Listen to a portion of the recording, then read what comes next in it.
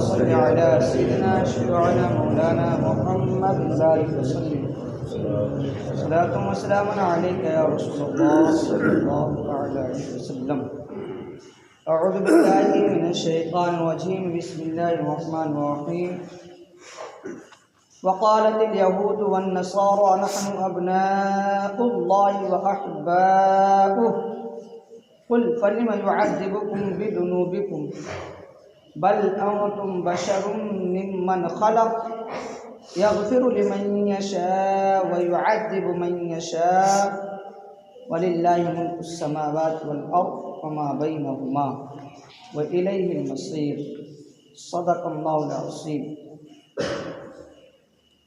اللہ رب العزت جل مجدہ الکریم نے کلام مجید والفرقان حمید کی سورہ مائدہ آیت نمبر 18 ارشاد فرمایا وقالت الیہود والنصارى نحن ابناء اللہ واحباؤہ، اور یہودی اور نصرانی بولے کہ ہم اللہ کے بیٹے اور اس کے پیارے ہیں۔ تم فرما دو، قل تم فرما دو، يعذبكم بذنوبكم، پھر تمہیں کیوں تمہارے گناہوں پر عذاب فرماتا ہے۔ بل انتم بشر ممن خلق، بلکہ تم آدمی ہو اس کی مخلوقات سے جسے چاہے بخشتا ہے۔ یغفر لمن یشاء ویعذب من یشاء، جسے چاہے بخشتا ہے اور جسے چاہے سزا دیتا ہے۔ وَلِلَّهِ مُلْكُ السَّمَاوَاتِ وَالْأَرْضِ وَمَا بَيْنَهُمَا، اور اللہ ہی کے لیے سلطنت آسمانوں اور زمین اور اس کے درمیان کی، وَإِلَيْهِ الْمَصِيرُ، اور اسی کی طرف پھرنا ہے۔ بے شک کنز العرفان نے یوں بیان فرمایا، اور یہودیوں اور عیسائیوں نے کہا ہم اللہ کے بیٹے اور اس کے پیارے ہیں۔ اے حبیب تم فرما دو کہ اگر ایسا ہے تو پھر وہ تمہیں تمہارے گناہوں پر عذاب کیوں دیتا ہے، بلکہ تم بھی اس کی مخلوق میں سے عام آدمی ہو، وہ جسے چاہتا ہے بخش دیتا ہے اور جسے چاہتا ہے سزا دیتا ہے، اور آسمانوں اور زمین اور جو کچھ اس کے درمیان میں ہے سب کی سلطنت اللہ ہی کے لیے اور اسی کی طرف پھرنا ہے۔ وقالت الیہود والنصارى، یہودیوں اور عیسائیوں نے کہا۔ اب یہ تو یہودی سبھی کو پتہ ہے کہ امت موسیٰ کو یہودی کہتے ہیں، امت عیسیٰ کو عیسائی کہتے ہیں، یعنی موسیٰ علیہ السلام کی جو ماننے والے ہیں ان کو یہودی، اور جو عیسیٰ علیہ السلام کے ماننے والے ہیں وہ عیسائی ہیں۔ اب یہ دونوں کیا کہتے ہیں کہ ہم دونوں اللہ کے بیٹے اور اس کے پیارے ہیں۔ آگے ان کا جواب کیسے ملا؟ اللہ رب العزت نے فرمایا وقالت الیہود والنصارى، یہودیوں اور عیسائیوں نے کہا۔ اس آیت کا شان نزول یہ ہے کہ حضور پر نور صلی اللہ علیہ وسلم کے پاس اہل کتاب آئے اور انہوں نے دین کے معاملہ میں آپ صلی اللہ علیہ وسلم سے گفتگو شروع کی۔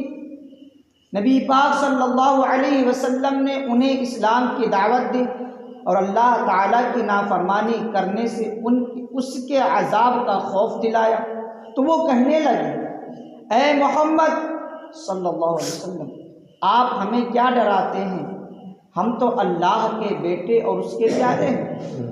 اس بات پر یہ آیت کریمہ نازل ہوئی۔ یہودیوں کے قول کا مطلب یہ تھا کہ ہم خدا عز و جل کو ایسے پیارے ہیں جیسے بیٹا باپ کو، کیونکہ بیٹا کتنا ہی برا کیوں نہ ہو مگر باپ کا پیارا ہوتا ہے، ایسے ہی ہم ہیں۔ یہاں بیٹے سے مراد اولاد نہیں، کیونکہ وہ لوگ اپنے کو اس معنی میں خدا کا بیٹا نہ کہتے تھے۔ خود کو اعمال سے مستغنی جاننا یہ عیسائیوں کا عقیدہ ہے۔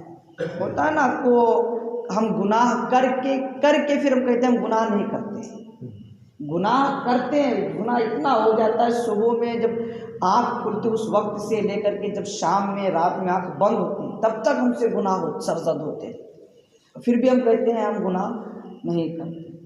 اس کے اوپر بتایا۔